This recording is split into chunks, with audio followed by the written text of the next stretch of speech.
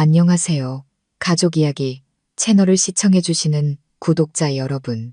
만약 당신보다 20살이나 많은 남편과 사별한 여인이 당신에게 청혼한다면 어떻게 하시겠습니까? 26살의 청년이었던 저는 그 제안을 덥석 받아들였습니다. 하지만 신혼 첫날 밤 그녀는 제 앞에 무릎을 꿇고 끔찍한 조건을 애원했습니다. 만약 그 약속을 어긴다면 제 인생은 영원히 지울 수 없는 악몽에 사로잡힐 것이라고 말이죠. 이것은 평범한 사랑 이야기가 아닙니다. 현실과 어둠, 삶과 영적 지옥 사이의 처절한 싸움에 관한 이야기입니다. 당신은 이 이야기에서 눈을 뗄 수 없을 겁니다. 제 이름은 준호, 올해 26입니다. 제 고향은 강원도의 가난한 산골 마을로 지독한 가난이 할아버지 세대부터 대물림되어 왔습니다. 부모님도, 그리고 저 역시 그 굴레를 벗어나지 못했죠. 18살, 저는 보따리 하나 싸들고 서울로 올라와 닥치는 대로 일했습니다. 공사장 인부, 짐꾼, 세차, 식당 서빙까지 어떻게든 돈을 모아 고향의 작은 오토바이 수리점을 차리는 게 꿈이었습니다. 하지만 인생은 그리 녹록지 않았습니다. 목표 금액을 거의 다 모았을 무렵 어머니가 뇌출혈로 쓰러지셨습니다. 몇 년간 모은 돈은 전부 병원비로 사라졌고 3년 뒤 어머니는 결국 세상을 떠나셨습니다. 어머니를 잃은 슬픔에 아버지마저 몸져 누우셨습니다. 그때부터 저는 서울에 남아 닥치는 대로 일하며 아버지의 약값을 보내드렸습니다. 그렇게 무미건조한 삶이 계속되던 어느 날 제 운명과 정신을 송두리째 뒤흔든 그 여자를 만났습니다. 그날 저는 강남의 부촌에 있는 어느 대저택의 수도관을 수리하고 있었습니다. 그 저택은 웅장하고 고요했지만 어딘가 모르게 슬픔이 깃든 오래된 사연을 품은 곳처럼 느껴졌습니다. 집주인은 40대 중반으로 보이는 여성이었는데 키가 크고 우아한 웨이브 머리에 이목구비는 뚜렷했지만 깊은 슬픔이 어려 있었습니다. 그녀의 이름은 김 여사였습니다. 처음 만났을 때 그녀는 저를 차가운 눈빛으로 훑어보고는 곧장 집 안으로 들어가 버렸습니다. 제가 고개 숙여 인사했지만 그녀는 대꾸조차 하지 않았습니다. 저는 익숙했습니다. 부자들은 을에 차갑고 다가가기 어려우니까요. 그런데 제가 끙끙대며 낡은 파이프를 교체하고 있을 때 갑자기 그녀가 저를 불렀습니다. 총각, 식사는 했어요? 저는 깜짝 놀라 고개를 들었습니다. 그녀는 현관 계단에 서서 찻잔을 들고 있었죠. 시선은 저를 향하지 않은 채 흩어져 있었지만 목소리는 분명했습니다. 밥 안 먹었으면 들어와서 먹어요. 많이 했으니까. 저는 어물쩍거리며 거절했지만 그녀는 막무가내였습니다. 그렇게 저는 태어나서 처음으로 부유한 저택 주인의 깨끗하고 고요한 주방에 앉아 식사를 했습니다. 그날 이후 김 여사는 제게 자주 일을 맡겼습니다. 세면대를 교체하거나 전구를 갈아 끼우고 때로는 삐걱거리는 찬장문을 손보는 것 같은 사소한 일들이었죠. 저는 별 생각 없이 그저 일이 편하고 보수가 다른 곳보다 후하다고만 생각했습니다. 그러던 어느 날 그녀가 불쑥 물었습니다. 준호 씨는 만나는 사람 있어요? 저는 머리를 극적이며 어색하게 웃었습니다. 아니요, 아직 없습니다. 그녀는 잠시 침묵하더니 한숨을 쉬었습니다. 그냥 물어봤어요. 준호 씨처럼 괜찮은 남자가 애인이 없다니 신기해서. 그 말에 제 심장이 살짝 두근거렸습니다. 태어나서 처음으로 나이든 여성에게 괜찮은 사람이라는 말을 들어봤습니다. 어머니가 늘 말씀하시던 성실하다, 착하다가 아니라 괜찮다는 말이었습니다. 그날 이후 김 여사가 저를 보는 눈빛도 달라졌습니다. 더 따뜻해지고 더 길어졌으며 가끔은 제가 뭐라 이름 붙일 수 없는 감정이 섞여 있었습니다. 어느 날 저녁 마당에 조명 수리를 마친 제게 그녀는 따뜻한 차를 건네며 갑자기 물었습니다. 준호 씨, 혹시 자기보다 나이 많은 여자와 결혼하는 거 어떻게 생각해요? 저는 그 자리에 얼어붙었습니다. 너무나 갑작스러운 질문이었습니다. 하지만 외로움과 피로에 지쳐 있으면서도 여전히 단호한 그녀의 눈빛을 보니 바로 대답할 수가 없었습니다. 저는 그저 고개를 숙인 채 침묵했습니다. 잠시 후 그녀는 제 어깨에 손을 얹었습니다. 내가 늙었고 결혼했던 경험도 있다는 거 알아요. 하지만 나 너무 외로워요. 만약 당신이 동의해준다면 당신이 꿈도 꾸지 못했던 삶을 살게 해줄게요. 저는 그날 밤새도록 고민했습니다. 머릿속이 온통 뒤죽박죽이었습니다. 20살이나 많고 사별했으며 자식도 없는 김 여사가 제게 청혼했습니다. 배운 것도 내세울 가족도 없는 가난한 기술자에게 말입니다. 이성은 거절하라고 소리쳤지만 마음은 흔들렸습니다. 고향에 계신 아픈 아버지, 맨밥에 간장으로 끼니를 때우실 아버지를 생각했습니다. 인생을 바꾸고 싶다는 꿈을 생각했습니다. 그리고 마침내 저는 고개를 끄덕였습니다. 결혼식은 조용히 치러졌습니다. 웨딩드레스도 화려한 폭죽도 없었고 오직 김 여사의 사업 파트너 몇 명만 모여 조촐한 식사를 했습니다. 아버지는 병세가 위중해 오지 못하셨지만 저는 그녀의 손을 잡고 눈을 똑바로 바라보며 말했습니다. 네, 그렇게 하겠습니다. 그녀는 웃었고 눈가는 붉게 물들어 있었습니다. 그녀는 속삭였습니다. 이제부터 여보라고 불러줘요. 저는 고개를 끄덕였습니다. 하지만 저는 몰랐습니다. 그것이 앞으로 닥쳐올 끔찍한 날들의 시작에 불과했다는 것을. 그날 밤 신혼 첫날이었습니다. 제가 막 샤워를 마치고 나왔을 때 그녀가 방 한가운데에 무릎을 꿇고 있는 것을 보았습니다. 잠옷차림도 열정적인 눈빛도 아니었습니다. 제가 한 걸음 뒤로 물러설 만큼 겁에 질린 얼굴이었습니다. 준호 씨. 그녀는 목이 맨 목소리로 말했습니다. 제 부탁 하나만 들어줄 수 있어요? 저는 어리둥절했습니다. 무슨 일이에요, 여보?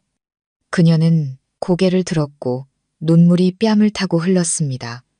제발 단 한 가지만 약속해줘요. 3층 복도 끝에 있는 저 방은 무슨 일이 있어도 절대로 열지 마세요. 저는 그 자리에 얼어붙었습니다. 왜요? 거기에 뭐가 있는데요? 그녀는 고개를 저으며 떨리는 목소리로 말했습니다. 약속해줘요, 준호 씨. 안에서 무슨 소리가 들려도 절대 들어가면 안 돼요. 저는 목소리를 낮춰 말했습니다. 여보, 나 무서워지려고 해요. 하지만 그녀는 여전히 무릎을 꿇은 채 떨리는 손으로 애원했습니다. 제발요, 저를 사랑한다면 약속해주세요. 저는 마른 침을 삼키며 망설이다 고개를 끄덕였습니다. 그리고 그날 밤부터 저는 그 저택에서 왕처럼 살기 시작했습니다. 하지만 동시에 매일 밤마다 커져가는 공포 속에 갇힌 죄수이기도 했습니다. 그 신혼 첫날 밤 이후 제 삶은 모든 것이 풍족하고 편리하지만 동시에 기묘하고 무거운 새로운 장으로 넘어갔습니다. 이제 제 아내가 된 김 여사는 여전히 제게 친절했고 놀라울 정도로 다정했습니다. 매 식사는 하인이 직접 방으로 가져다 주었고 옷은 항상 깨끗하게 세탁되고 다려져 향기가 났습니다. 생활비는 매주 제 침대 머리맡에 봉투에 담아두었고 어디에 쓰는지 한 번도 묻지 않았습니다. 저는 더 이상 일하러 나갈 필요가 없었습니다. 그저 모든 것이 갖춰진 3층짜리 저택 안에서 책을 읽거나 화초를 가꾸고 가끔은 아내가 남편과 아내라면 사업도 함께 해야 한다며 내미는 서류의 사인을 도와주곤 했습니다. 하지만 이곳에 오래 머물수록 저는 이 집이 정상이 아니라는 것을 깨닫기 시작했습니다. 모든 것은 비바람이 몰아치던 어느 월초밤에 시작되었습니다. 새벽 2시쯤이었을 겁니다. 저는 문 두드리는 소리에 잠에서 깼습니다. 제 방문이 아니었습니다. 마치 손톱으로 나무를 긁는 듯한 아주 작고 규칙적인 소리가 3층에서 들려왔습니다. 등골이 오싹했습니다. 아내의 경고가 머릿속에 울렸습니다. 무슨 소리가 들려도 절대 올라가면 안 돼. 저는 벌떡 일어나 앉았습니다. 심장이 세차게 뛰었고 눈은 천장에 고정되었습니다. 저는 2층에 살았고 아내가 경고했던 3층 복도 끝방은 바로 제 방 위쪽에 있었습니다. 노크 소리는 크지 않았지만 마치 안에 갇힌 누군가가 필사적으로 구조를 요청하는 것처럼 분명하고 집요했습니다. 저는 숨을 죽였습니다. 옆에는 아내가 등을 돌린 채 고른 숨을 내쉬며 누워 있었습니다. 저는 그녀를 살며시 흔들었습니다. 여보, 무슨 소리 안 들려요? 그녀는 반응이 없었습니다. 깊이 잠들었다고 생각한 저는 조심스럽게 침대에서 빠져나와 복도로 나갔습니다. 저는 계단 아래에 서서 3층을 올려다보았습니다. 집 안은 기이할 정도로 고요했고 밖에서 들려오는 빗소리만 요란했습니다. 첫 번째 계단에 발을 내디디려는 순간 위층에서 누군가 벽을 세게 치는 듯한 쿵하는 소리가 울렸습니다. 저는 깜짝 놀라 뒤로 물러섰습니다. 바로 그 순간 핏발선 눈의 아내가 제 등 뒤에 서 있었습니다. 지금 뭐 하는 거예요? 저는 얼어붙었습니다. 여보, 아무 소리도 못 들었어요? 3층에서 소리가 났는데 그녀는 대답하지 않고 제게 다가와 손목을 꽉 잡았습니다. 그리고 한 글자 힘주어 말했습니다. 내가 거기 올라가지 말라고 했잖아요. 당신 약속했어요. 만약 그 약속을 깨면 무슨 일이 일어날지 나도 몰라요. 저는 당황했지만 그녀의 눈빛이 더 무서웠습니다. 그 눈빛은 낮에 다정한 아내가 아니었습니다. 차갑고 사나우며 깊은 원한에 사로잡힌 다른 사람이었습니다. 저는 고개를 끄덕이며 더듬거렸습니다. 미안해요. 일부러 그런 거 아니에요. 김 여사는 한숨을 쉬더니 제 손을 끌어 침대로 돌아왔습니다. 그날 밤 저는 잠을 이룰 수 없었습니다. 3층의 소음은 멈췄지만 불안감은 제 심장 속에서 뚜렷하게 피어올랐습니다. 다음 날 아침 김 여사는 아무 일도 없었다는 듯이 행동했습니다. 그녀는 다시 차를 타주고 제 어깨에 손을 얹으며 다정하게 말했습니다. 준호 씨, 어젯밤에 몽유병 증세가 있었나 봐요. 나도 예전에 겪어봤는데 꿈을 현실로 착각하는 거예요. 푹 자면 괜찮아질 거예요. 저는 침묵했습니다. 그것이 몽유병이었다고 확신할 수 없었습니다. 모든 것이 너무나 현실 같았습니다. 하지만 더 이상 묻지 못했습니다. 3층 이야기만 꺼내면 그녀의 눈빛이 즉시 긴장과 경계심으로 가득 찼기 때문입니다. 그날 이후로 매일 밤 새벽 2시에서 3시 사이가 되면 그 금지된 방에서 소리가 들려왔습니다. 어떤 날은 느릿하게 발을 끄는 소리였고 어떤 날은 무거운 것을 바닥에 끄는 소리였습니다. 또 어떤 밤에는 아주 선명한 울음소리를 들었습니다. 한 여인이 목이 메어 고통스럽게 흐느끼다가 마치 처음부터 존재하지 않았던 것처럼 갑자기 뚝 그치는 소리였습니다. 저는 호기심을 억누르려 했지만 참을수록 만성불면증 환자처럼 되어갔습니다. 저는 점점 말라갔고 입맛도 잃었으며 정신적으로 피폐해졌습니다. 아내는 제 변화를 눈치챘지만 그저 저를 안아주며 말할 뿐이었습니다. 다 괜찮아질 거예요. 당신이 나와의 약속을 배신하지만 않는다면.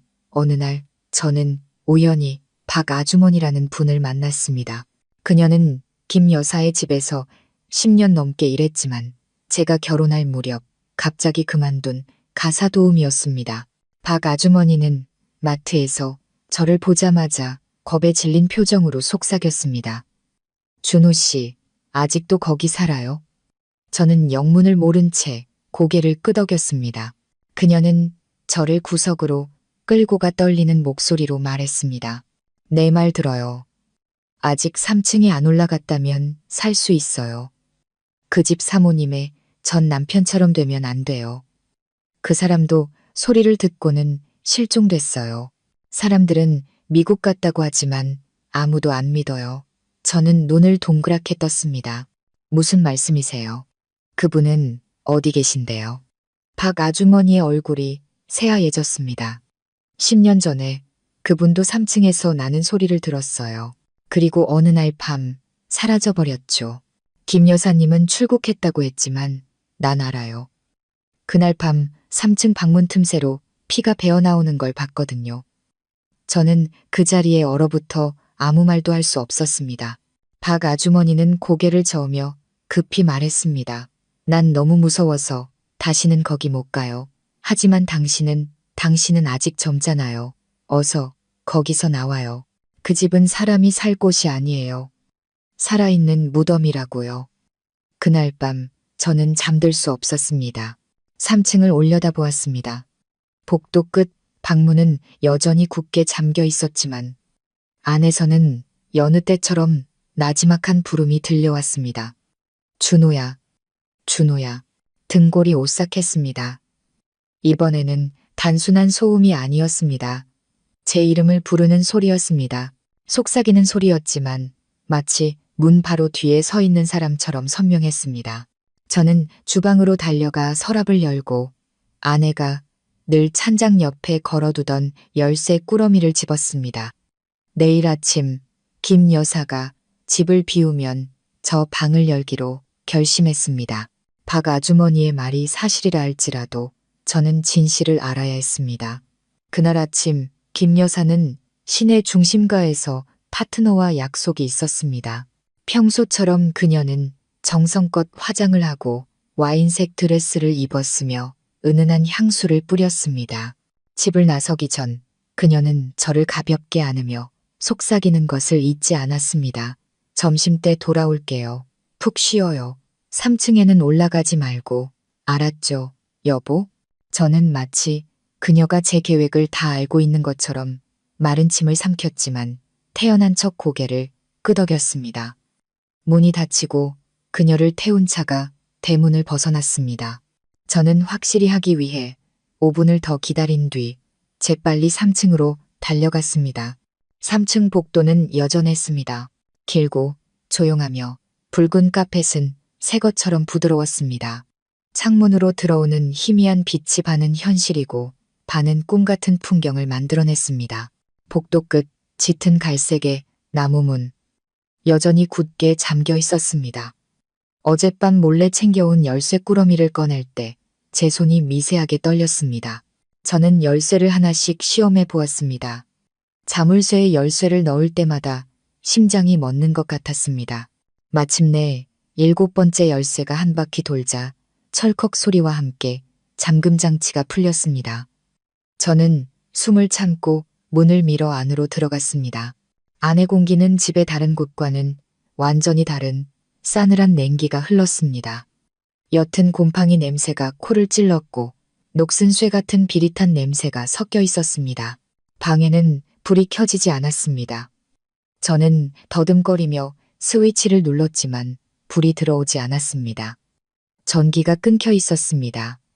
저는 휴대폰을 꺼내 손전등을 켰습니다.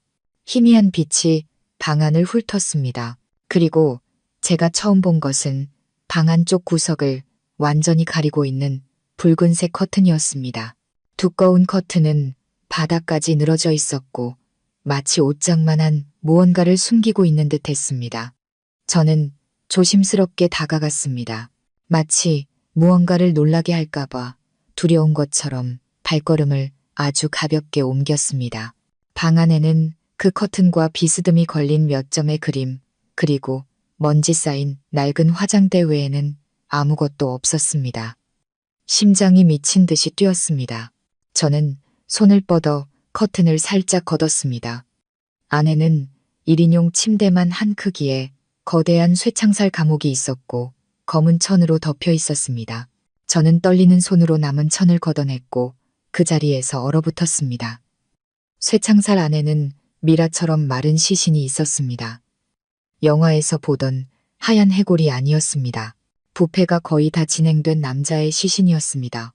뼈에 가죽만 남았고 머리카락은 헝클어져 있었으며 눈은 푹 꺼져 있었지만 여전히 저를 똑바로 노려보는 듯 했습니다. 저는 뒷걸음질 쳤습니다. 소리를 지르고 싶었지만 목소리가 나오지 않았습니다. 감옥 옆에는 작은 팻말이 매달려 있었고 거기에는 붉은 잉크로 휘갈겨 쓴 글씨가 있었습니다. 약속했잖아요. 바로 그 순간 저는 이것이 김 여사의 전 남편이라는 것을 깨달았습니다. 바가주머니가 흔적도 없이 사라졌다고 말했던 그 남자. 미국에 간 것도 출국한 것도 아니었습니다. 바로 이 집에서 죽은 것입니다.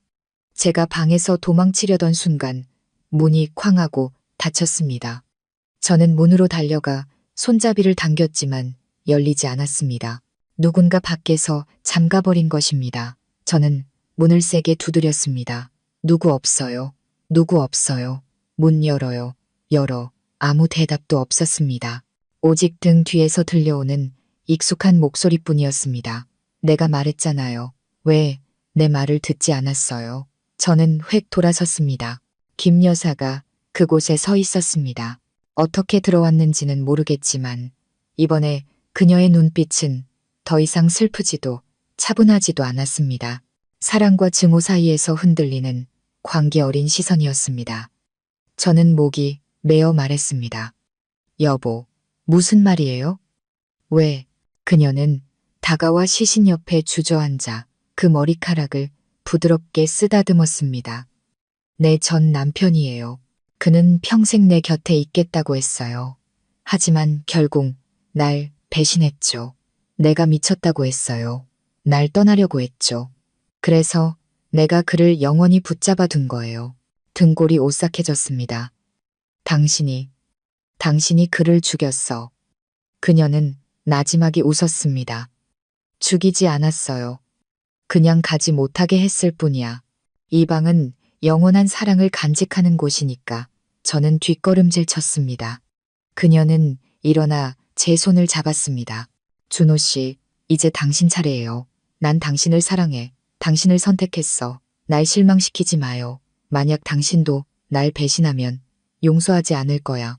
저는 무슨 수를 써서라도 지금 당장 이곳을 벗어나야 한다는 것을 알았습니다.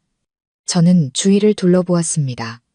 심장은 북처럼 울렸고 머릿속은 혼란스러웠습니다. 방에는 작은 창문이 하나 있었고 그 아래는 3층 발코니로 이어져 있었습니다. 운이 좋다면 난간을 타고 2층으로 내려갈 수 있을지도 모릅니다. 김 여사는 여전히 시신에게 속삭이고 있었습니다. 저는 그 순간을 틈타 창문으로 달려가 잠금 장치를 부수고 밖으로 기어나와 뛰어내렸습니다. 저는 2층 잔디밭으로 떨어졌습니다. 무릎이 까지고 다리가 욱신거렸지만 멈추지 않았습니다. 저는 비틀거리며 일어나 대문 밖으로 뛰쳐나가 큰 길로 달려갔습니다. 머릿속에는 단 하나의 생각뿐이었습니다. 나는 방금 미친 아내에게서 겨우 목숨을 건졌다. 저는 미친 사람처럼 길 위를 달렸습니다. 무릎에서 피가 흐르는 것도 쌩쌩 달리는 차들도 아랑곳하지 않았습니다. 마치 지옥에서 도망치는 사람처럼 앞만 보고 달렸습니다. 정말로 저는 방금 지옥에서 탈출한 것이었습니다. 얼마나 많은 전화를 걸었는지 기억나지 않습니다. 마침내 택시 한 대가 멈춰 섰을 때 저는 마치 생명줄을 잡는 것처럼 차 안으로 뛰어들었습니다. 기사님이 묻기도 전에 저는 다급하게 말했습니다. 아저씨, 가장 가까운 경찰서로 가주세요. 급해요. 아주 급해요. 기사님은 백미러로 저를 쳐다보셨습니다. 창백한 제 얼굴과 땀으로 흠뻑 젖고 상처투성이인 제 모습을 보셨을 겁니다. 그는 말없이 엑셀을 밟아 차를 몰았습니다. 10분 후 저는 저택 근처의 파출소에 도착했습니다. 저는 거의 무릎을 꿇다시피 하며 당직 경찰관 앞에 쓰러졌습니다. 아저씨, 제발 살려주세요. 살인사건이에요. 사람이 죽었어요. 남성지구 69번지, 저택에요. 그 집 안에 쇠창살 감옥에 갇힌 시신이 있어요. 당직 경찰관은 저를 의심스러운 눈초리로 바라보았습니다. 아마도 제가 미친놈처럼 보였을 겁니다. 진정하세요. 이름이 뭡니까? 어디서 왔어요? 천천히 말해봐요. 누가 죽었습니까? 죽은 지 얼마나 됐고요? 당신과 그 사람 무슨 관계입니까? 저는 떨리는 목소리로 반복해서 말했습니다. 저는 아무도 죽이지 않았어요. 저는 그 저택 주인인 김 여사의 남편이에요. 오늘 아침에 3층 문을 열었는데 시신을 봤어요. 정말로 쇠창살에 갇힌 시신이었어요. 제발 저를 믿어주세요. 경찰관은 잠시 멈칫하더니 김 여사라는 이름을 듣자 얼굴이 굳어졌습니다. 그는 일어나 옆에 있던 젊은 경찰관에게 무언가 속삭였습니다. 그들은 짧게 대화를 나눈 후 제게로 돌아섰습니다. 알겠습니다. 당신 말을 믿어보죠. 사람을 보내 확인해 보겠습니다. 여기 앉아서 좀 쉬고 있어요. 물 좀 줄까요? 저는 고개를 저었습니다. 온몸이 여전히 사시나무처럼 떨렸습니다. 3명으로 구성된 수사팀이 저택으로 파견되었고 저는 기어코 따라 나섰습니다. 다리는 여전히 아팠지만 제가 증인이 되어야 했습니다. 모든 것이 은폐되게 둘 수는 없었습니다. 우리가 도착했을 때 저택은 평소처럼 굳게 닫혀 있었습니다. 대문은 밖에서 잠겨 있었고 안에는 아무도 없는 듯 했습니다. 경찰이 초인종을 눌렀지만 응답이 없었습니다. 그들은 결국 자물쇠를 부수고 안으로 들어갔습니다. 집안은 소름 끼치도록 고요했습니다. 저는 그들을 3층으로 안내해 복도 끝 방문을 가리켰습니다. 저 방입니다. 저 안에 시신이 있어요. 경찰이 문을 부수고 들어갔습니다. 저는 숨을 죽이고 지켜봤습니다. 하지만 방 안은 완전히 텅 비어 있었습니다. 붉은 커튼도 쇠창살 감옥도 시신도 없었습니다. 그곳에 무언가 있었다는 흔적조차 없었습니다. 저는 망연자실했습니다. 이럴 리가 없어요. 맹세 후 오늘 아침 제 눈으로 똑똑히 봤어요. 한 경찰관이 침착하게 말했습니다. 진정하세요. 스트레스 때문에 헛것을 봤을 수도 있습니다. 저는 소리쳤습니다. 아니에요. 아니라고요. 저를 믿으셔야 해요. 집을 수색해 주세요. 어제 만났던 박 아주머니라는 분도 예전에 문틈으로 피를 봤다고 했어요. 그분께 전화해서 물어보세요. 수사팀 중 한 명이 고개를 끄덕였습니다. 박 씨라는 분은 저희가 확인해 보겠습니다. 저는 떨면서 가장 직급이 높아 보이는 경찰관에게 돌아섰습니다. 그럼 김 여사님은요? 그분은 어디 계시죠? 오늘 아침에 파트너 만난다고 BMW를 타고 나갔어요. 차 번호도 똑똑히 기억해요. 51가. 그는 잠시 멈칫하더니 이상한 눈으로 저를 쳐다보았습니다. 당신이 김 여사의 남편이라고 했죠. 제가 고개를 끄덕이자 그는 길게 한숨을 쉬고는 목소리를 낮췄습니다. 준호 씨, 이 말을 해야겠군요. 잘 들어요. 김수진 씨는 4년 전에 사망했습니다. 저는 그 자리에 얼어붙었습니다. 네, 그럴 리가. 김수진 씨는 이 집에 살았던 게 맞습니다. 부유한 미망인이었죠. 하지만 남편이 의문사한 뒤 심한 우울증을 앓았습니다. 그러던 어느 날 바로 이 3층 방에서 목을 매숨진 채 발견됐습니다. 그 방은 그날 이후로 봉인되었습니다. 저는 몇 걸음 뒤로 물러서며 혼란스럽게 고개를 저었습니다. 아니에요. 그럴 리 없어요. 저는 거의 2달 동안 그분과 함께 살았어요. 같이 밥 먹고 같이 자고 정식으로 결혼까지 했다고요. 이웃들도 봤고 혼인신고서도 있어요. 경찰관은 침묵에 잠겼습니다. 혼인신고서는 없습니다. 이 지역 혼인 기록은 이미 확인했습니다. 김수진 씨는 사망했고 이 저택은 한 부동산 회사 소유입니다. 3년 내내 매물로 나와 있었지만 아무도 사지 않았죠. 저는 무너져 내리는 것 같았습니다. 모든 것이 빙글빙글 돌았습니다. 그렇다면 저는 그동안 누구와 함께 살았던 걸까요? 바로 그때 제 휴대폰이 울렸습니다. 모르는 번호였습니다. 저는 떨리는 손으로 통화 버튼을 눌렀습니다. 여보세요. 저편에서 들려오는 목소리는 틀림없는 김 여사의 목소리였습니다. 약속을 어겼구나. 저는 휴대폰을 바닥에 떨어뜨렸습니다. 경찰들은 저를 의심과 경계가 뒤섞인 눈으로 바라보았습니다. 일단 서로 가서 추가 조사를 해야겠습니다. 이 사건 너무 이상하군요. 저는 저항하지 않았습니다. 알아야 했습니다. 진실을 밝혀내야 했습니다.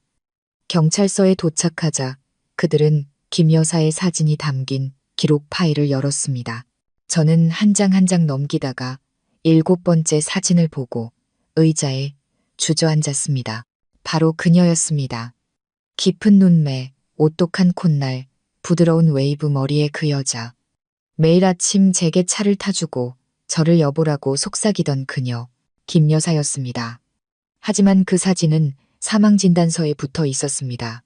아래에는 사망일 2021년 5월 14일 사인 자택에서 목을 매 자살이라고 선명하게 적혀 있었습니다. 언젠가 제가 정신병원에 정신분열 의심이라는 진단명으로 입원하게 될 줄은 꿈에도 몰랐습니다. 시신도 혼인신고서도 함께 살았다는 증거도 찾지 못한 데다 제가 매일 밤 껴안았다고 주장하는 아내가 4년 전에 사망한 사실이 밝혀지자 수사기관은 제게 정신감정을 받도록 결정했습니다. 저는 반대하지 않았습니다. 저 자신조차 스스로를 의심하기 시작했으니까요. 정말로 모든 것이 제 상상이었을까요? 제가 스스로 결혼 생활을 꾸며내고 존재하지 않는 사람을 만질 수 있을 정도로 깊은 환각에 빠졌던 걸까요? 저는 국립정신건강센터 신경과로 이송되었습니다. 남 박사님이라는 나이 지긋한 의사가 제 담당이었습니다. 그는 저를 차갑지도 동정하지도 않는 마치 속을 꿰뚫어보는 듯한 관찰자의 눈빛으로 맞이했습니다. 이준호 씨, 맞죠? 앞으로 3일간 당신의 검사 과정을 감독할 사람입니다. 저는 더 이상 반응할 기력도 없이 고개를 끄덕였습니다. 온몸이 피로와 충격, 혼란으로 가득 차 있었습니다. 첫째 날, 저는 로르샤흐 검사 같은 심리 테스트부터 시간, 기억, 현실과 환상을 구분하는 능력에 대한 질문까지 다양한 검사를 받았습니다. 저는 모든 검사를 잘 해냈습니다. 질문 하나하나, 테스트 하나하나에 명확하게 답했습니다. 둘째 날, 남 박사님이 직접 저를 면담했습니다.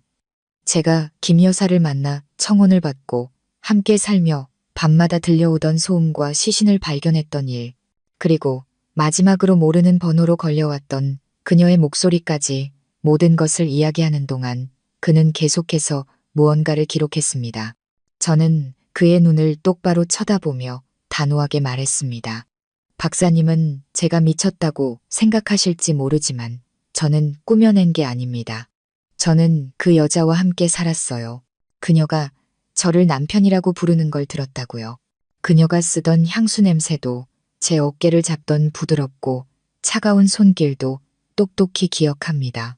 남 박사님은 아무 말 없이 미간을 살짝 찌푸리더니 간호사에게 신호를 보냈습니다.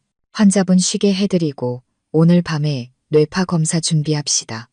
둘째 날 밤, 저는 수면 중 뇌 활동을 검사하기 위해 뇌파 검사 EEG를 받았습니다. 그들은 제 머리에 수많은 전극을 붙여 컴퓨터로 신호를 전송했습니다. 저는 24시간 감시 카메라가 설치된 은은한 조명에 밀폐된 방에 누웠습니다. 박사님은 이것이 마지막 검사 단계이며 별다른 이상이 없으면 내일 아침에 퇴원할 수 있을 거라고 말했습니다. 저는 눈을 감고 잠을 청했습니다. 하지만 새벽 2시가 가까워졌을 때 저는 침대 발치에 누군가 서 있는 것을 느끼고 눈을 번쩍 떴습니다. 김 여사였습니다. 틀림없었습니다. 웨이브진 머리, 와인색 드레스, 저를 삼킬 듯이 바라보는 깊고 슬픈 눈빛. 저는 벌떡 일어나 소리쳤습니다. 누구야? 어떻게 들어왔어? 아무도 대답하지 않았습니다. 저는 문을 열고 뛰쳐나갔고 복도에 있던 당직 간호사가 깜짝 놀라 달려왔습니다. 준호 씨, 왜 그러세요? 누가 들어왔다고요? 아무도 없는데요. 저는 손가락으로 가리켰습니다. 저 여자요. 방금 제 방에 있었어요. 김 여사. 똑똑히 봤다고요. 그들은 방으로 달려가 모든 불을 켰지만 아무도 없었습니다. 저는 침대에 주저앉아 거친 숨을 몰아쉬었습니다. 땀이 옷을 흠뻑 적셨습니다. 다음 날 아침 남 박사님이 저를 개인실로 불렀습니다. 그의 표정은 매우 심각했습니다. 그는 제 앞에 서류 뭉치를 내려놓으며 낮은 목소리로 말했습니다. 이걸 당신에게 보여줘야 할지 확신이 서지 않지만 당신도 알아야 할 것 같군요. 어젯밤 당신의 뇌파 데이터와 감시 카메라 영상에서 이상한 점이 발견됐습니다. 저는 눈을 크게 뜨고 그를 바라보았습니다. 심장이 쿵 내려앉았습니다. 그는 뇌파 그래프를 가리켰습니다. 새벽 1시 57분, 당신의 뇌파가 마치 렘수면 상태에 빠진 것처럼 격렬하게 요동치기 시작했습니다. 깊은 꿈 단계죠.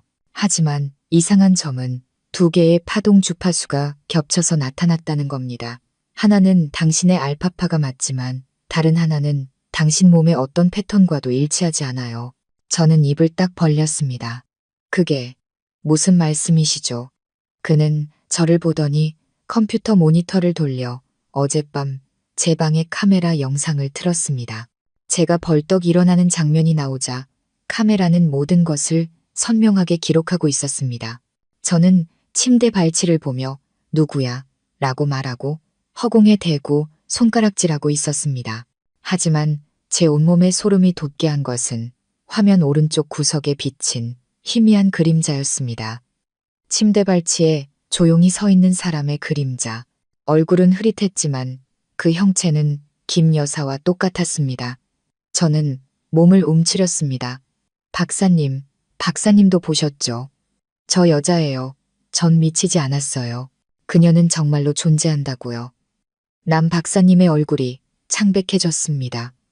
그는 아무 말 없이 화면만 쳐다보고 있었습니다. 잠시 후 그는 휴대폰을 꺼내 누군가에게 전화를 걸었습니다. 저는 어렴풋이 들었습니다. 남성 지구 69번지 3층 영적 조사 준비해야겠습니다. 단순한 문제가 아닙니다. 이건 더 이상 일반적인 의료 사건이 아니에요. 저는 그날 오후 정신 이상 징후 없음이라는 진단서를 받고 퇴원했지만 남 박사님은 제게 이런 말을 남겼습니다. 조심하는 게 좋을 겁니다. 당신은 미치지 않았지만 이 세상에 속하지 않은 존재와 엮였을 가능성이 있어요. 내가 당신이라면 다시는 그 집에 돌아가지 않을 겁니다. 그날 밤 저는 임시로 구한 여관에서 잠을 잤습니다. 하지만 새벽 2시가 가까워지자 다시 휴대폰이 울렸습니다. 모르는 번호, 저장되지 않은 이름이었습니다. 저는 받지 않았지만 곧이어 문자가 도착했습니다. 약속했지만 당신은 약속을 어겼어. 당신은 다시 돌아오게 될 거야. 준호. 저는 구름이 잔뜩 낀 어느 날 오후 그 저택으로 돌아갔습니다. 하늘은 금방이라도 비를 쏟아낼 듯했고 바람이 나무 사이를 휩쓸며 나무잎을 어지럽게 흩날렸습니다. 대문은 경찰에 의해 임시로 봉인되었지만 개인적인 사유와 사건을 담당한 형사의 허락하에 제 개인 물품을 챙기고 추가 단서를 찾는 것을 돕기 위해 다시 돌아올 수 있었습니다. 대문을 넘어서자 목이 메어왔습니다. 이제 집은 차가운 무덤처럼 고요했습니다. 제 발걸음 소리가 공간에 울려 퍼졌고 마치 집안의 모든 것이 저를 지켜보고 숨어있는 듯했습니다. 저는 곧장 3층으로 올라갔습니다. 그날의 금지된 방은 이제 자물쇠가 풀린 채 문이 살짝 열려 있었고 섬뜩한 삐걱 소리를 냈습니다. 저는 손을 떨며 안으로 들어갔습니다. 여전히 아무것도 없었습니다. 쇠창살 감옥도 시신도 붉은 커튼도 없었습니다. 그저 낡고 텅 빈 방. 벽지가 벗겨지고 바닥이 삐걱거릴 뿐이었습니다. 저는 손전등으로 구석구석을 비춰봤지만 핏자국도 제가 봤던 어떤 물건도 없었습니다. 포기하려던 순간 손전등 빛이 방 왼쪽 벽에 낡은 거울에 닿자 저는 멈칫했습니다. 거울은 희미했고 두꺼운 먼지가 표면을 덮고 있어 아무것도 비추지 않았습니다. 하지만 제 주의를 끈 것은 거울이 비뚤어져 있다는 사실이었습니다. 똑바로 걸려 있지 않고 한쪽으로 기울어져 있었는데 마치 누군가 급하게 떼었다가 다시 붙인 것 같았습니다. 저는 다가가 양손으로 조심스럽게 거울을 드러내렸습니다. 그 뒤에는 책 한 권 크기의 작은 벽 속 수납 공간이 있었습니다. 안에는 낡은 가죽 수첩이 있었고 세월의 흔적으로 누렇게 변한 끈으로 묶여 있었습니다. 저는 그것을 꺼냈습니다. 심장이 세차게 뛰었습니다. 수첩을 열자 첫 장에는 부드럽고 여성스러운 필체가 있었습니다. 수진의 일기, 누구에게도 말할 수 없는 이야기들. 저는 다음 장을 넘겼습니다. 2017년 5월 20일, 오늘 밤도 잠을 이루지 못했다. 그는 늦게 돌아왔고 옷에서는 다른 여자의 향수 냄새가 났다. 나는 침묵했다. 내가 반항하면 그는 나를 때릴 것이다. 내가 울면 그는 욕을 할 것이다. 나는 내 집의 어둠 속으로 숨어들 수밖에 없었다. 무언가 해야만 한다. 그렇지 않으면 누구도 나를 구하기 전에 내가 먼저 죽고 말 것이다. 다음 장. 2017년 6월 1일, 나는 약을 샀다. 아주 소량씩, 조금씩, 매일 아침 차에 타서 주었다. 그가 내게 수면제를 탄 차를 억지로 마시게 했던 것처럼 이제 역할이 바뀌었다. 그는 피곤해하고 두통을 호소하며 열쇠를 어디에 뒀는지조차 기억하지 못한다. 나는 미소 지었다. 증오 때문이 아니라 내가 서서히 내 삶의 주도권을 되찾고 있기 때문이다. 등골이 오싹했습니다. 이것은 명백한 첫 번째 고백이었습니다. 김수진은 가정폭력의 피해자였고 미쳐서가 아니라 살기 위해 손을 썼던 것입니다. 마지막 장은 그녀가 자살했다고 알려지기 이틀 전인 2021년 5월 12일에 쓰였습니다. 나는 그를 가뒀다. 아무도 모른다. 아무도 알아서는 안 된다. 그는 배신하지 않겠다고 약속했었다. 그는 나를 평생의 사랑이라고 불렀다. 하지만 모든 것이 거짓이었다. 나는 미치지 않았다. 나는 아주 제정신이다. 하지만 감히 나를 배신하는 자가 있다면 그들이 등 돌리는 것을 보느니 차라리 영원히 붙잡아 두겠다. 나는 외롭다. 안다. 나는 남편이 있고 행복이 있는 또 다른 세상을 만들고 싶을 만큼 외롭다. 과거를 모르는 더 젊은 새로운 사람. 나는 준호를 만났다. 그는 착하고 친절하다. 그는 터널 끝의 빛과 같다. 하지만 만약 준호도 나를 버린다면 다시는 그런 일이 일어나게 두지 않을 것이다. 저는 일기장을 꽉 쥐었습니다. 온몸에 소름이 돋았습니다. 저는 어떤 집요한 계획의 다음 순서이거나 아직 이름 붙일 수 없는 저주의 희생양이었습니다. 저는 더 이상 읽을 용기가 나지 않았습니다. 저는 수첩을 가방에 넣고 경찰에 제출할 생각이었지만 방을 나와 2층으로 내려가는 순간 집안의 모든 불이 꺼졌습니다. 저택 전체가 어둠에 잠겼습니다. 저는 당황해서 휴대폰을 꺼냈지만 화면은 깜박이다가 꺼져버렸습니다. 신호도 불빛도 아무 소리도 없었습니다. 오직 위층에서 들려오는 속삭임만이 울려 퍼졌습니다. 네가 읽은 걸 알아. 너도 그들과 똑같아. 결국 날 버리겠지.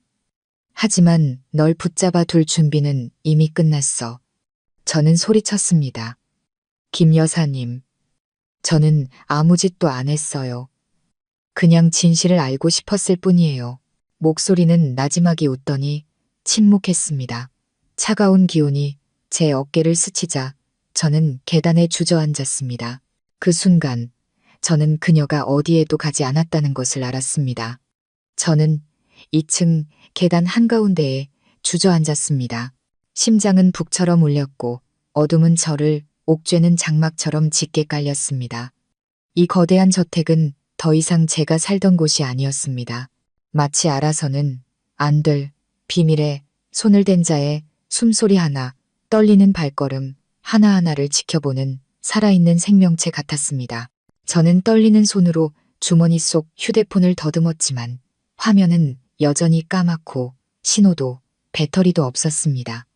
외부와 연락할 방법이 없었습니다.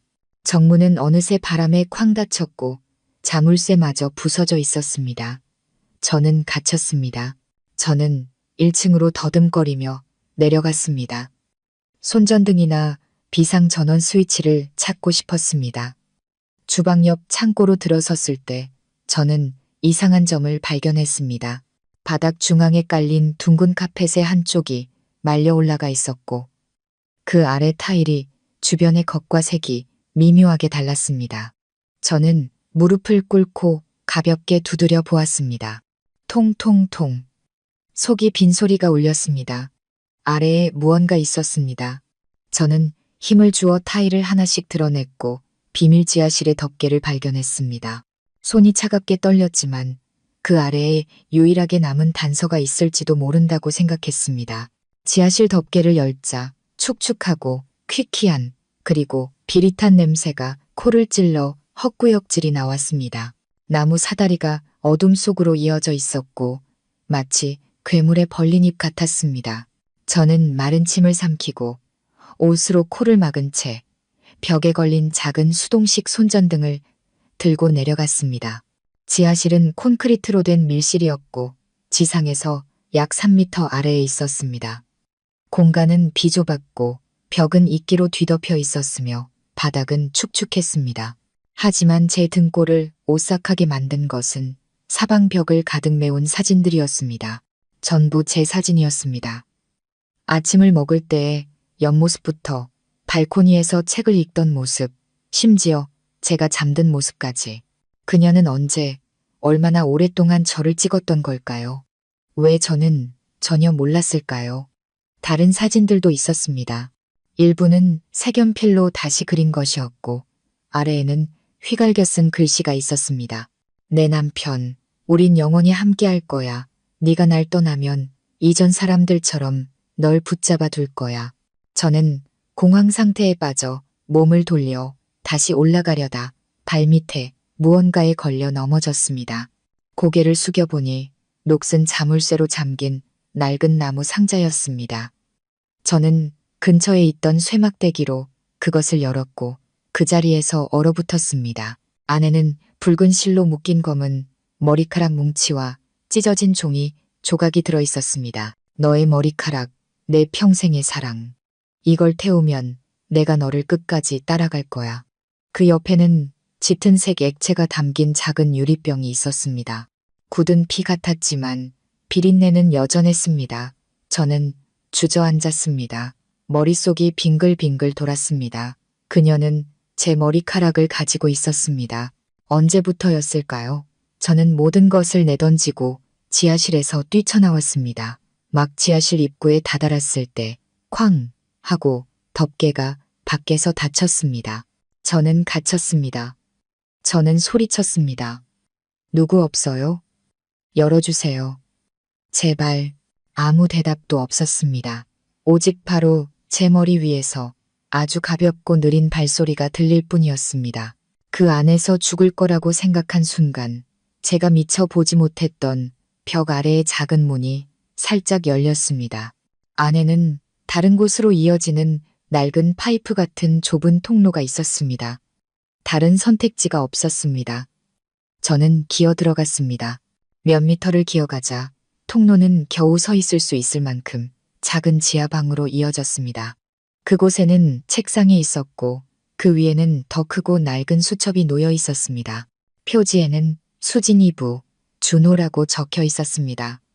저는 떨리는 손으로 수첩을 열었습니다. 올해 4월 12일, 준호가 우리 집에 온 지 2주가 되었다. 그는 아직 아무것도 의심하지 않는다. 그는 정말 내가 항상 바라던 이상형 같다. 탐욕스럽고 배신하며 나를 절망의 구렁텅이로 밀어넣었던 이전 남자들과는 다르다. 혼인신고서는 거짓말이었지만 괜찮다. 내 마음속에서 그는 이미 남편이다.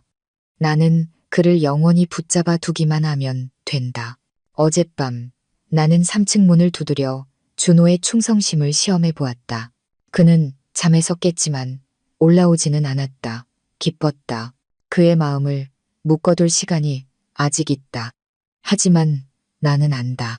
언젠가 그도 다른 모든 남자들처럼 호기심에 차 배신하고 결국 이곳에 머물게 될 것이라는 것을 저는 더 이상 읽을 수 없었습니다.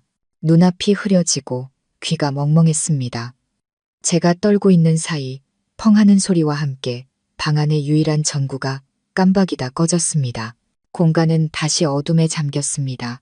그리고 차가운 숨결이 제 목덜미를 스쳤습니다. 이번에 김 여사의 목소리는 더 이상 속삭임이 아니었습니다. 제 귓가에 바싹대고 울렸습니다.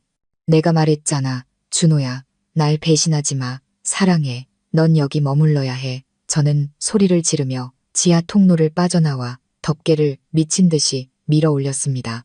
이번에는 어떤 기이한 힘 덕분인지 덮개가 열렸습니다. 저는 지옥에서 막 빠져나온 사람처럼 기어 올라왔습니다. 집은 칠흑 같았지만 바람은 멎었고 비릿하고 차가운 냄새도 사라졌습니다. 저는 정문으로 달려가 걸쇠를 부수고 다시 한번 그곳을 탈출했습니다. 그날 밤 저는 두 번째 일기장과 사진, 머리카락을 모두 경찰에 제출했습니다. 하지만 다음 날 아침 그들이 저택에 다시 갔을 때 모든 것은 사라져 있었습니다. 지하실도 사진도 아무것도 없었습니다. 저택은 마치 자신의 과거를 전부 삼켜버린 듯 했습니다. 저는 임시로 구한 원룸에 불도 켜지 않은 채 앉아 있었습니다. 오직 휴대폰의 희미한 불빛만이 제가 가진 유일한 김 여사의 사진을 비추고 있었습니다. 한때 사랑의 기념품이라고 생각했던 낡은 웨딩 사진. 이제 그것은 제가 전혀 알지 못했던 한 인간의 모습을 가리는 장막에 불과했습니다. 저는 일기장의 사소한 구절들을 다시 읽기 시작했습니다. 김 여사는 이렇게 썼습니다. 부모님은 일찍 돌아가셨다. 내게는 동생 미나뿐이었지만 그 애는 오래전에 떠나버렸다. 아마 나를 용서하지 않겠지. 미나, 김 여사의 여동생. 저는 그 이름을 탁한 물살 속 마지막 구명조끼처럼 붙잡았습니다.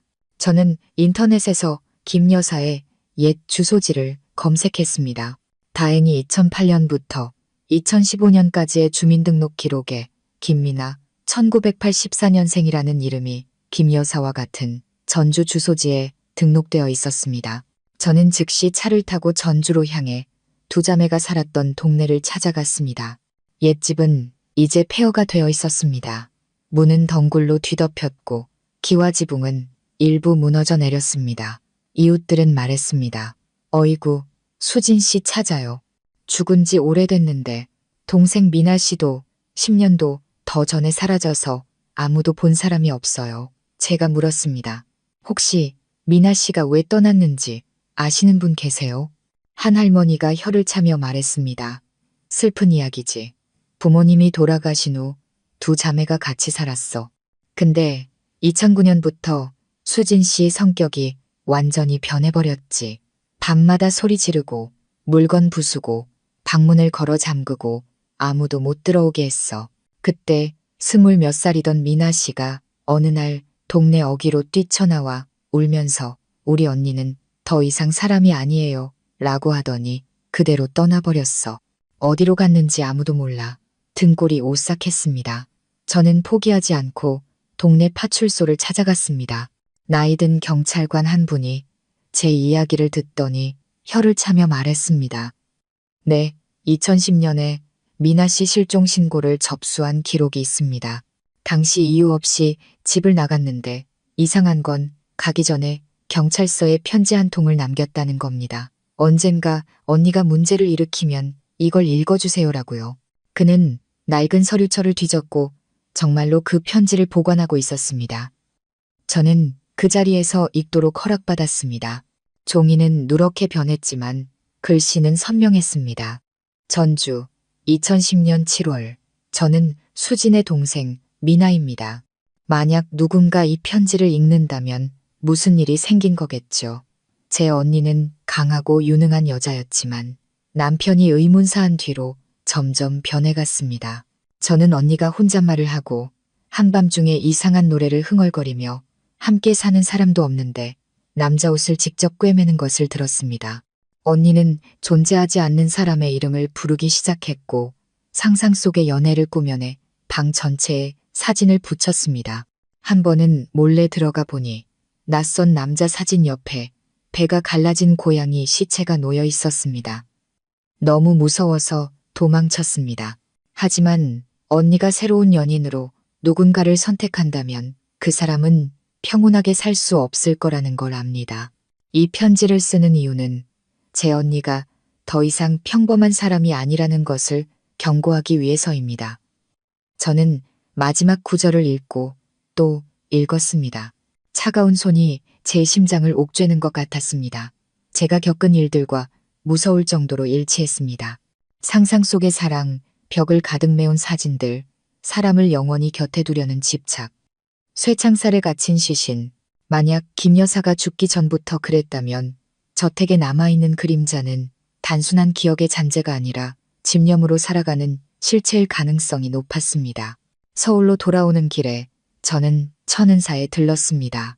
그곳의 주지 스님은 빙의로 고통받는 사람들을 돕는 것으로 유명했습니다. 스님은 제 이야기를 듣고도 놀라거나 부정하지 않고 그저 천천히 고개를 끄덕였습니다. 원한이 깊고 업장이 무겁구나. 죽은 자가 마음을 놓지 못하고 정에 얽매이면 장애가 되는 법이다. 그것이 떠나려 하지 않는 한 계속해서 돌아올 것이다. 제가 물었습니다. 그럼 저는 어떻게 해야 합니까? 저는 이제 집도 없고 혼자 잠들지도 못합니다. 휴대폰을 잡는 것도 두렵고 밤마다 그녀의 목소리가 들립니다. 스님은 나지막이 말했습니다. 완전히 끊어내고 싶다면 시작된 곳으로 돌아가야 한다. 그 방으로 가서 그녀가 죽은 바로 그 시간에 남은 모든 것을 태워야 한다. 머리카락, 일기장, 사진, 연결된 모든 물건들을. 하지만 원한이 너무 깊으면 그것이 네가 그 일을 쉽게 하도록 두지 않을 것이다. 저는 침묵했습니다. 저는 그 집에 마지막으로 한 번 더 돌아가야 한다는 것을 알았습니다. 그날 밤 저는 모르는 번호로 마지막 문자를 받았습니다. 영원히 도망칠 순 없을 거야. 준호야. 돌아와. 우리의 신혼방에서 기다릴게. 5월 14일 새벽 1시 47분. 저는 저택의 대문 앞에 섰습니다. 그곳은 더 이상 집이 아니라 숨쉬고 분노하고 집착할 줄 아는 생명체 같았습니다. 하늘은 달도 별도 없이 칠흑 같았습니다. 공기는 무겁고 차가운 냄새, 곰팡내와 함께 녹슨 금속과 재 같은 비릿한 냄새가 섞여 있었습니다. 저는 3가지를 가지고 왔습니다. 두 번째, 일기장, 붉은 실로 묶인 머리카락 뭉치, 그리고 지하실에서 주워온 사진들. 스님은 시계가 정확히 새벽 2시를 가리킬 때 모든 것을 불태우라고 하셨습니다. 1초도 늦어서는 안 된다고. 저는 담을 넘어 집으로 들어갔습니다. 정문은 수사기관에 의해 잠겨 있었지만 제가 매일 아침 쓰레기를 버리러 다니던 뒷문은 알고 있었습니다. 모든 것이 그대로였지만 동시에 예전 같지 않았습니다. 가구에는 옅은 먼지가 쌓여 있었지만 유리 탁자 위에는 마치 누군가 방금 만진 것처럼 희미한 손자국이 남아 있었습니다. 저는 2층을 지나 3층으로 올라갔습니다. 복도 끝방은 여전히 닫혀 있었지만 잠겨 있지는 않고 살짝 열려 있었습니다. 가볍게 밀접 삐걱 소리를 내며 문이 열렸습니다. 안에는 아무도 없었습니다. 오직 제가 한때 행복의 시작이라고 생각했던 신혼 침대만이 있었습니다. 이제 그 위에는 흰 천이 덮여 있었고 중앙에는 김 여사가 즐겨 입던 드레스색과 같은 와인색 비단 베개가 놓여 있었습니다. 베개 위에는 저와 그녀의 웨딩 사진이 있었습니다. 등골이 오싹했습니다. 시계가 1시 58분을 가리켰습니다. 저는 비닐봉지를 꺼내 물건들을 바닥에 펼쳤습니다. 준비해온 라이터와 작은 기름통을 사용했습니다. 손이 떨렸습니다. 저는 머리카락 뭉치와 수첩, 그리고 사진들의 기름을 부었습니다. 라이터를 켜려는 순간 방 안에 불이 꺼졌습니다. 어디선가 바람이 세차게 불어왔고 창문이 저절로 활짝 열렸습니다. 귓가에서 나지막한 웃음소리가 들렸습니다. 정말로 날 떠나고 싶어. 저는 감히 돌아보지 못하고 불을 붙였습니다. 불길이 활활 타올랐습니다. 방 안 사방에서 처절한 비명이 들려왔습니다. 한 사람의 목소리가 아니었습니다. 여러 목소리였습니다. 안 돼. 내 거야. 내 사랑을 태우지 마. 준호. 아직 당신과 제대로 된 첫날 밤도 못 보냈는데. 방이 흔들리고 벽에 금이 갔으며 천장에서 먼지가 떨어졌습니다. 바람은 울부짖는 소리를 냈습니다. 저는 벽 구석으로 내동댕이 쳐졌습니다. 불은 여전히 타오르고 있었지만 불길 속에서 한 사람의 형체가 나타났습니다. 김 여사였습니다. 하지만 더 이상 사람이 아니었습니다. 얼굴은 뒤틀리고 창백했으며 두 눈은 새까맣고 입은 귀 밑까지 찢어져 있었습니다. 그녀는 소리쳤습니다. 너는 내 것이 되어야 해, 영원히. 저는 뒷걸음질 치며 문으로 달려가려 했지만 문이 쾅 닫혔습니다. 방은 굳게 잠겼고 벽의 거울은 산산조각 났습니다. 옷장이 쓰러지고 침대에 불이 붙었습니다. 불길 속에서 김 여사가 저를 향해 돌진했습니다. 저는 소리쳤습니다. 당신은 이미 죽었어. 날 내버려둬. 난 당신을 배신하지 않았지만 당신도 날 장난감처럼 가질 순 없어. 그녀가 저를 덮치려는 순간 절에서 종소리가 울려 퍼졌습니다. 멀리서 들려오는 종소리는 처음에는 작았지만 점점 커졌습니다. 바람이 멎고 불이 꺼졌으며 방이 무너져 내렸습니다. 저는 정신을 잃었습니다. 깨어났을 때 저는 병원 침대에 누워 있었습니다. 한 형사님이 옆에서 말했습니다. 깨어났군요. 정말 운이 좋았어요. 저택이 완전히 무너졌는데 아무도 이유를 모릅니다. 하지만 잔해 속에서 당신의 웨딩 사진을 굳게 쥔 채 말라붙은 여자의 손을 발견했습니다. 저는 이틀 뒤에 퇴원했습니다. 몸은 완전히 회복되지 않았지만 정신은 이해할 수 없는 일들로 무뎌져 있었습니다.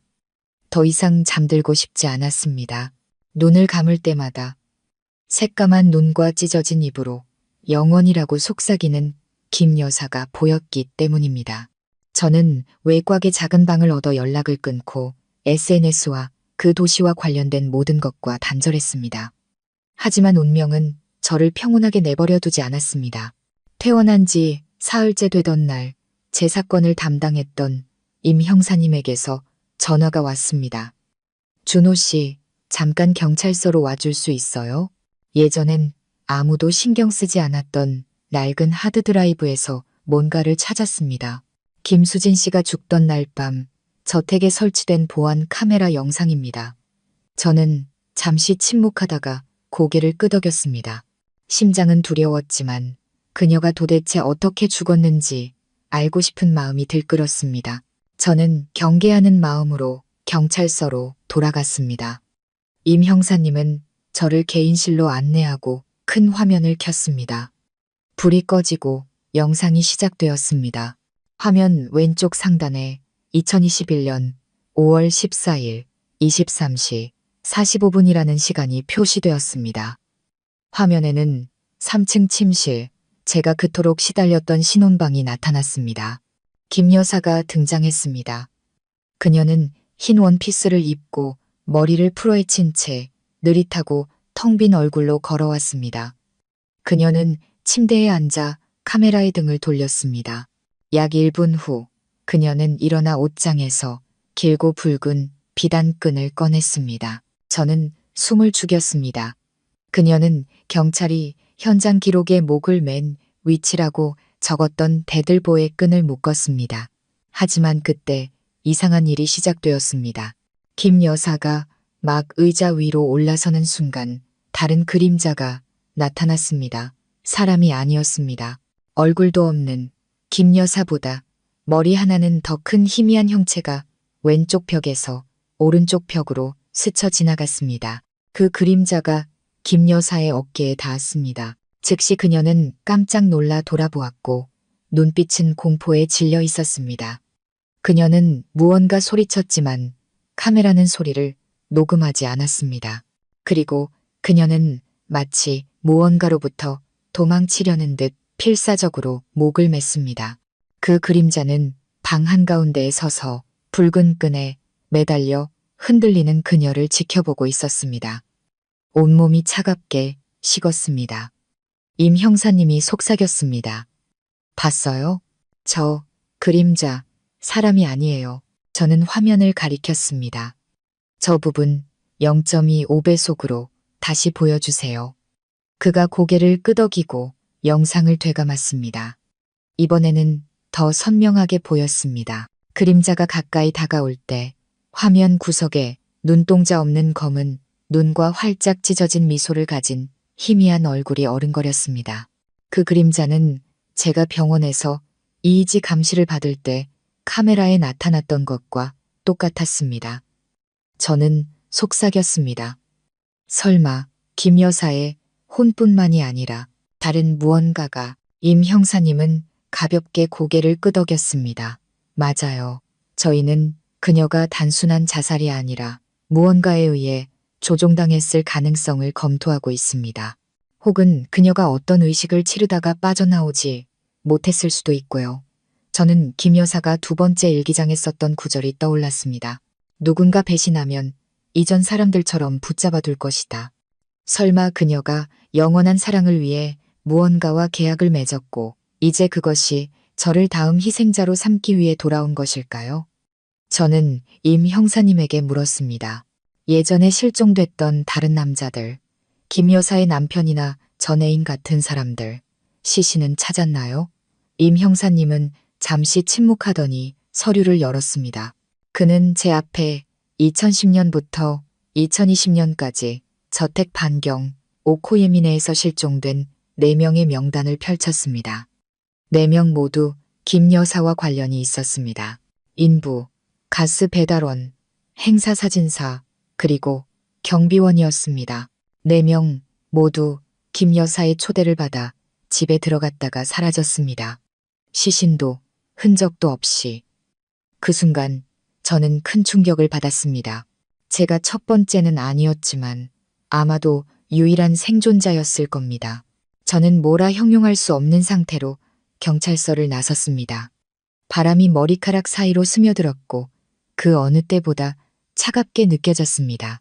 저는 김 여사의 사랑이 지켜야 할 것이 아니라 그 안으로 들어서는 누구든 죽일 수 있는 것이라는 사실을 깨달았습니다.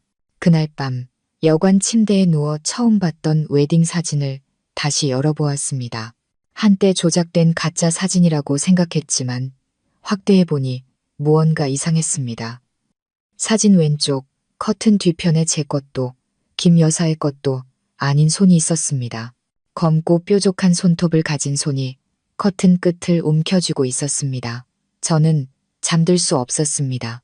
웨딩 사진 속에서 살아있는 사람의 것이 아닌 검고 뾰족한 손톱의 손을 본 후 저는 이 일이 평범한 상식으로는 설명할 수 없다는 것을 확신했습니다.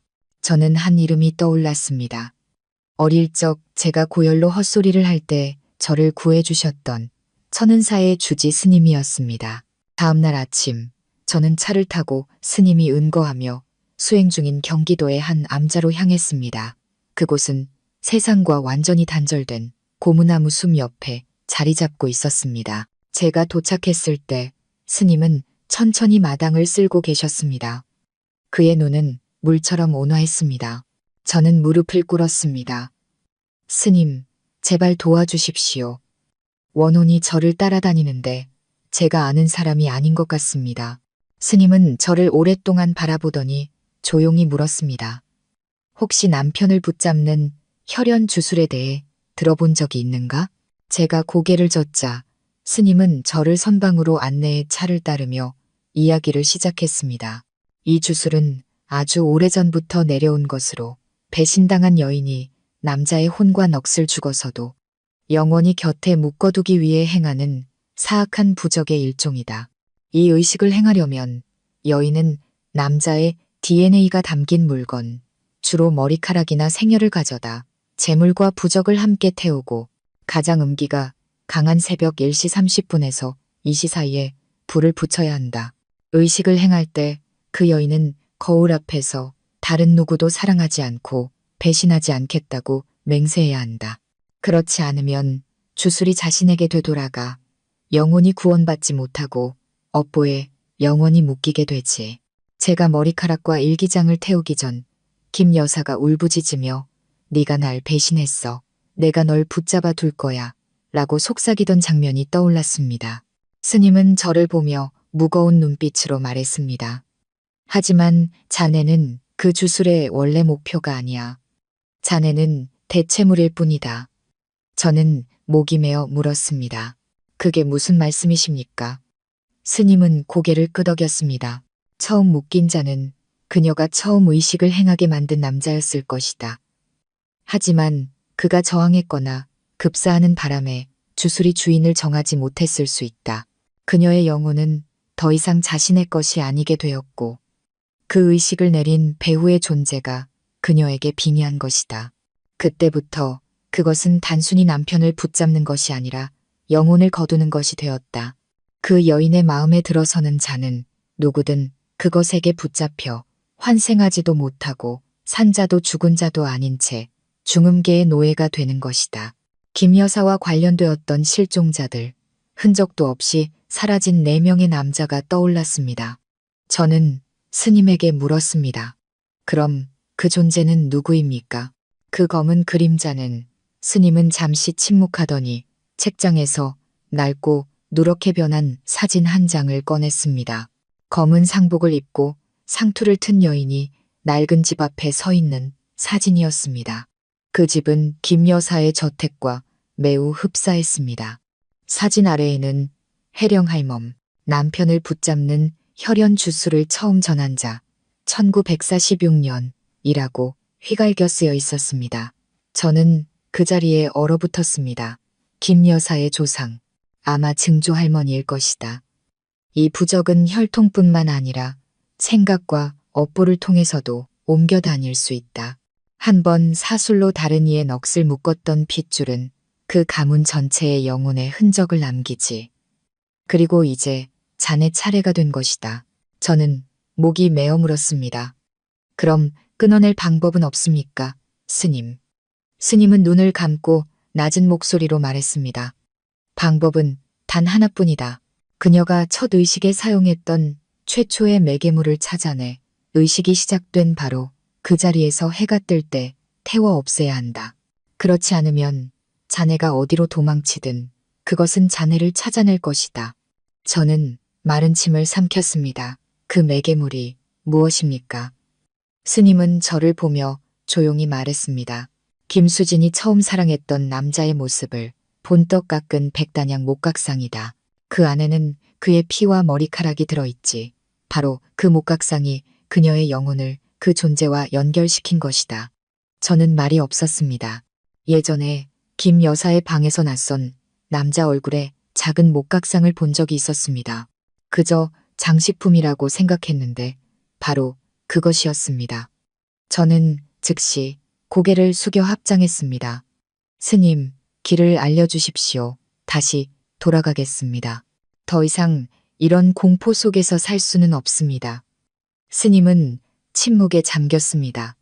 기회는 단 한 번뿐이다.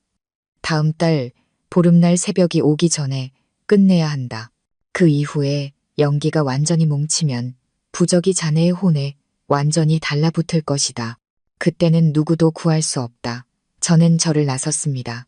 손에는 음력 달력과 스님이 주신 부적이 들려 있었습니다. 저는 그 저택에 마지막으로 돌아가야 한다는 것을 알았습니다. 도망치기 위해서가 아니라 끝내기 위해서. 다음 달 보름날 밤 달은 밝게 빛나며 얇은 구름 사이로 제가 맞서야 할 운명의 싸움을 지켜보는 듯 했습니다. 저는 안으로 들어섰습니다. 한 걸음 한 걸음이 진실로 이끄는 길 위에 흔적을 남기는 것 같았습니다. 집은 이제 살아있는 시체처럼 고요하고 기이했습니다. 더 이상 두렵지 않았습니다. 대신 어떤 대가를 치르더라도 끝내야 한다는 결심이 섰습니다. 스님은 목각상이 1층 복도, 낡은 그림 뒤 갈라진 벽 속에 숨겨져 있다고 알려주셨습니다. 저는 손을 떨며 갈라진 벽을 더듬었습니다. 손전등 불빛 아래 작은 틈이 보였습니다. 칼로 틈을 벌리자 벽은 마치 드러나기를 기다렸다는 듯이 부드럽게 떨어져 나갔습니다. 안에는 낡은 금속 자물쇠로 잠긴 작은 나무 상자가 있었습니다. 저는 깊은 숨을 쉬고 스님이 주신 열쇠로 열었습니다. 안에는 백단양 목각상이 있었습니다. 강인한 남자의 모습, 단단한 얼굴, 그리고 놀랍도록 생생하게 조각된 눈. 상자 바닥에는 검은 머리카락 뭉치와 피가 말라붙은 작은 유리병이 있었습니다. 저는 이것이 의식의 중심이자 모든 악몽의 근원인 매개물이라는 것을 알았습니다. 제가 목각상을 집어드는 순간 공간이 격렬하게 흔들렸습니다. 그동안 저를 따라다녔던 마귀 같은 검은 그림자가 어둠 속에서 나타나 제 바로 앞에 섰습니다. 그 얼굴은 허공과 현실 사이에서 지워진 듯 불분명했습니다. 그 목소리는 문틈으로 스며드는 바람 소리처럼 울렸습니다. 날 떠나려는 거냐? 절대 안 돼. 저는 물러서지 않고 목각상을 방 중앙에 준비해둔 장작 더미에 던지고 불을 붙였습니다. 불길은 공간 전체를 태워버릴 듯 맹렬하게 타올랐습니다. 검은 그림자는 처절한 비명을 지르며 마치 무언가를 붙잡으려는 듯 손을 뻗었습니다. 공간이 뒤틀리고 모든 것이 거대한 소용돌이에 휘말리는 듯 했습니다. 저는 스님이 가르쳐 주신 주문을 외웠습니다. 한 글자 한 글자가 방 전체에 울려 퍼졌습니다. 악기와 원혼은 이 자리에서 물러나라. 인간 세상으로 돌아가거나 정토에 왕생하라. 한 사람의 생을 묶은 이 부적은 여기서 소멸될 것이다. 검은 그림자는 점점 오그라들며 벽에 깨진 거울 쪽으로 물러났습니다. 김 여사의 영혼이 맹세했던 그 거울이 재처럼 흩날리며 사라지기 시작했습니다. 그림자의 비명은 점점 약해지다가 완전히 사라졌습니다. 공간은 고요해졌고 불길도 꺼져 제가 바닥을 뒤덮었습니다. 저는 주저앉았고 부드러운 기운이 저를 감싸는 것을 느꼈습니다. 다음 날 아침 경찰과 스님이 집을 확인하러 왔습니다. 저택은 이제 다시 태어난 듯 어둠도 사악한 기운도 없었습니다. 문은 활짝 열려 있었고 햇살이 가득했습니다. 저는 제가 벗어났다는 것을 알았습니다. 저주에서, 어둠에서, 그리고 이름 모를 악몽에서 벗어났습니다. 삶은 아직 완벽하지 않겠지만 저는 다시 시작할 수 있습니다. 저택이 정리되고 경찰이 더 이상 징후가 없음을 확인한 후 저는 일상으로 돌아왔습니다. 작은 집을 얻어 일, 친구, 심지어 자신을 더 사랑하는 법까지 모든 것을 처음부터 다시 시작했습니다. 하지만 첫 며칠 밤은 어둠이 내리면 심장이 여전히 빠르게 뛰었습니다. 어둠에 대한 공포와 잊히지 않는 기억 때문이었습니다. 어느 날 저녁 잠자리에 들 준비를 하고 있는데 전화가 울렸습니다. 모르는 번호였습니다. 저는 망설이다가 전화를 받았습니다. 저편에서 조용한 목소리가 들려왔습니다. 이준호 씨 맞으시죠? 저는 김수진 씨 동생 미나입니다. 저는 그 자리에 얼어붙었습니다. 통화는 거의 30분 동안 이어졌습니다. 미나는 언니의 어두운 과거와 묻혀있던 비밀들, 그리고 사랑을 붙잡기 위해 행했던 끔찍한 의식들, 그리고 그녀의 삶에 담긴 희망과 비극에 대해 이야기해 주었습니다. 미나는 언니가 운명을 바꾸려 했지만 어두운 힘에 사로잡혔다고 말했습니다. 또한 지금은 잠시 평온할지 몰라도 과거의 유령은 언제든 다시 돌아올 수 있다고 경고했습니다. 통화가 끝나자 저는 안도감과 불안감을 동시에 느꼈습니다. 유일하게 남은 가족에게서 진실을 들었다는 안도감, 그리고 미래가 어떻게 될지 모른다는 불안감. 저는 더 이상 도망치지 않기로 결심했습니다. 어떤 어려움이 닥치더라도 과거에 맞서 제 자신의 미래를 만들어갈 것입니다. 몇 달간의 침묵과 고뇌 끝에 저는 예상치 못한 전화를 받았습니다. 낯선 번호의 발신자는 자신을 미스터리 인생극장이라는 TV 프로그램의 담당자라고 소개했습니다. 그 프로그램은 소수의 사람들만이 공유하는 기이하고 영적인 현상을 다루는 전문 프로그램이었습니다. 그들은 지인을 통해 제 이야기를 듣고 제가 직접 출연해 자신의 이야기를 들려주기를 바랐습니다. 처음에는 거절했습니다. 부끄럽기도 했고 이상한 사람으로 보일까 두려웠습니다. 하지만 생각 끝에 이것이 제 영혼을 해방하고 더 이상 과거의 악몽에 시달리지 않을 기회라는 것을 깨달았습니다. 저는 동의했습니다. 방송 당일 저는 수백만 명의 시청자 앞에 섰습니다. 무대 조명은 밝았고 카메라는 저를 비추었습니다. 마음은 여전히 불안하고 긴장되었습니다. 저는 김 여사를 처음 만났을 때부터 기이했던 첫날 밤, 금지된 방의 발견, 집안의 유령, 남편을 붙잡는 혈연주술의 비밀, 그리고 검은 그림자와의 싸움과 백단양 목각상에 이르기까지 모든 것을 이야기했습니다. 제 이야기 한마디 한마디에 스튜디오는 숨을 죽였습니다. 때로는 목이 메었고 때로는 소름이 돋았습니다. 방송 후 저는 시청자들로부터 수백 통의 전화와 문자를 받았습니다. 어떤 분은 자신의 영적 경험을 이야기해 주었고 어떤 분은 용기 내어 이야기해 줘서 고맙다며 자신의 싸움에서 외롭지 않게 되었다는 메시지를 보내주었습니다. 저는 제가 혼자가 아니라는 것을 깨달았습니다. 과거는 고통스럽고 끔찍했지만 그것이 저를 성장시키고 더 강하게 만든 소중한 교훈이었습니다. 저는 더 이상 두려움 없이 새로운 삶을 시작했습니다. 소중한 사람들을 찾아가고 기억과 화해하며 앞으로 나아갔습니다. 과거의 유령에 시달리던 두려움, 많은 청년이었던 제가 진실에 맞서 자신을 해방하기까지의 여정은 단지 고통에 대한 이야기가 아니라 강인함과 희망에 대한 이야기이기도 합니다. 저는 이 메시지를 과거의 상처, 상실 혹은 잊지 못할 일들로 인한 악몽을 안고 살아가는 모든 분들께 전하고 싶습니다. 과거와 마주하는 것을 두려워하지 마세요. 그것을 똑바로 바라볼 때만이 당신은 치유하고 앞으로 나아갈 방법을 찾을 수 있습니다.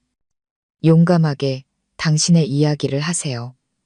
공유는 당신이 더 이상 외롭지 않고 주변 사람들로부터 도움과 사랑을 받을 수 있는 방법입니다.